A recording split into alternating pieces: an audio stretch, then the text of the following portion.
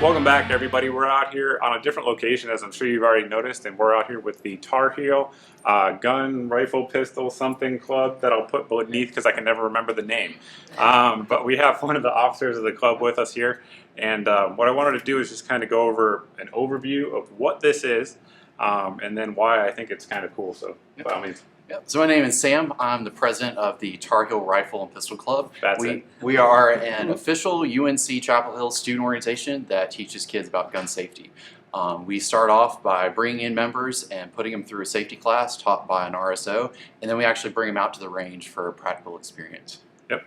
And how I heard about this was one of the other officers of the club here was following me on Facebook and was asking me some questions about his firearm, and he's going to go shoot it out here today. And I was like, that's an hour away from my house. I should come up and support you guys in what you're doing, because I think it's awesome to just basically spread knowledge of firearms and experience with firearms, because in my opinion, the easiest way to get someone who's ambivalent about firearms or maybe even leaning anti-firearms is to give them a firearm.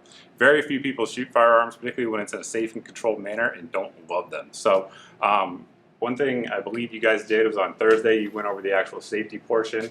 Correct. Correct? And then after that, so today is Sunday, they bring them out here to the range, and we do a safety class again in this very classroom.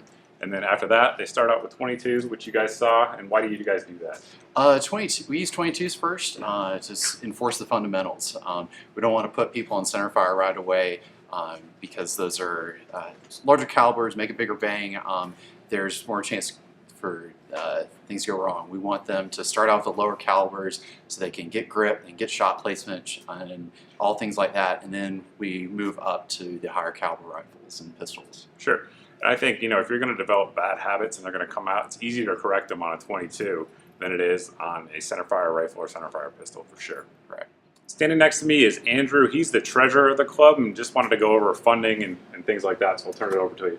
Yeah, so funding is a really interesting topic for us because we are not a politically affiliated club, but the nature of guns themselves makes it a political issue. Sure. Especially on the campus that we are, it can get interesting at times, and so it's always kind of up in the air every semester.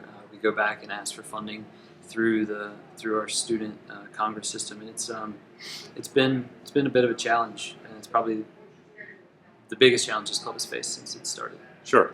And for those watching out there, I know my audience is pretty broad in terms of who we reach. So, I mean, anybody in terms of, I know like the NRA, Friends of NRA has funding that they can give. We encourage these guys to apply for that, and they certainly will. These guys also have a website. If any companies like ammo companies or firearms companies want to get involved in this, we'll put that website down below. They also have a Facebook page where you can get in touch with them if anybody wants to be involved in this organization. But I think what these guys are doing here at a university in America in 2016 is just awesome. I mean, things like this used to be very common 50 years ago, but like Andrew mentioned, due to the political nature of the climate we live in, slowly, unfortunately, they go away.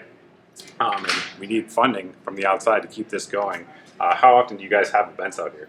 We do 3 range trips a semester, so that's 6 all throughout the year, and then we have a couple more specialty events. We go skeet shooting once, or maybe archery, something like that. All in all, we probably do between 10 and 12 trips a year. Right.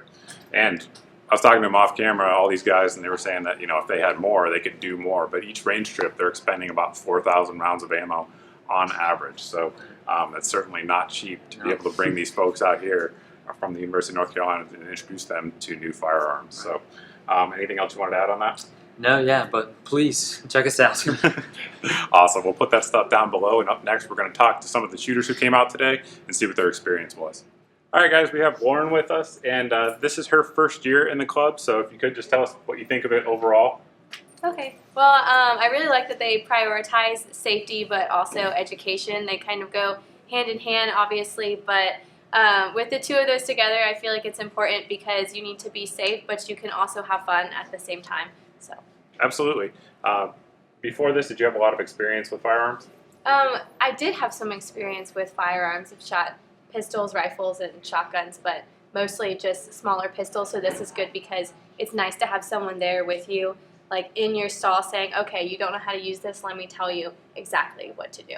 Absolutely. I agree. And today, the RSOs that were out here, they're the more experienced club members. We saw them throughout the day helping out the new shooters. Some folks were cross-eye dominant, didn't realize it. Some folks were just simply holding the firearms incorrectly, and they're real quick to come up and point that out, not in a malicious way, but to show them what right looks like. So obviously she has a little more experience than some folks, and you guys probably saw that during some of the footage in the intro. But the experience levels vary, and I think everybody here had a good time, which you said. I hope so. I had a great time, so. It was just freezing in there. It was so cold. Oh my Freezing. gosh.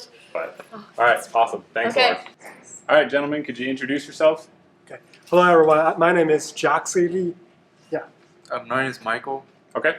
And these guys were first-time shooters when they joined the club, so not exposed to firearms before that. And go ahead and tell us about what you thought about it. Okay.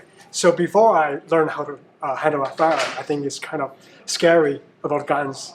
When you think about guns, it's a scary thing. It can kill people. Sure. But when I joined the club and I learned how to handle a gun safely, and they really insist on how to do it safely, and I felt like I know much more about the guns, and I can feel pretty safe about it now. Absolutely. Yeah, this is my first time shooting a gun, and I like how everyone was really safe about things.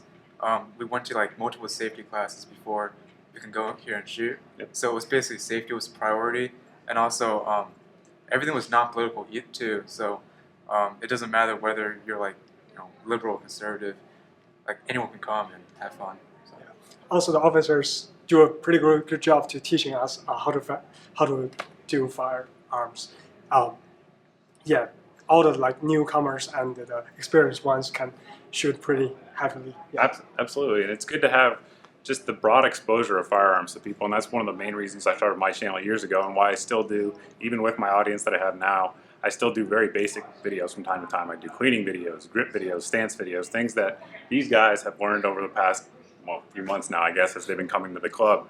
But those are the things that are the foundation for going forward. And of course, these two gentlemen now may expose other people in their family to firearms and the Second Amendment and things like that. So I think it's awesome. That's really why I came up here to support this club.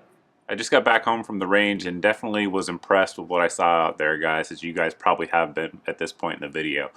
They're doing good stuff, exposing lots of new people to firearms, and obviously the political climate, like they said, at the University of North Carolina is not always favorable to that. So these guys, the officers of that club, are working hard to keep the club going and keep getting this knowledge out and the experiences out to all the new shooters there on campus at the University of North Carolina. So although I am a Charlotte alumni, I will definitely support this club going forward. And like I said earlier, if you guys want to help out or anything or want to contact them, if you have kids at the University of North Carolina and they didn't know what was going on, all the info is going to be down below in the video description. So thanks for watching, guys. Thanks for subscribing. If you haven't subscribed yet, please go ahead and do so, and we'll see you in the next video. Because the two things you want to make sure you're always doing is that you are doing this safely, and what's important to you as well is you want to make good shots. And making good shots is part of safety.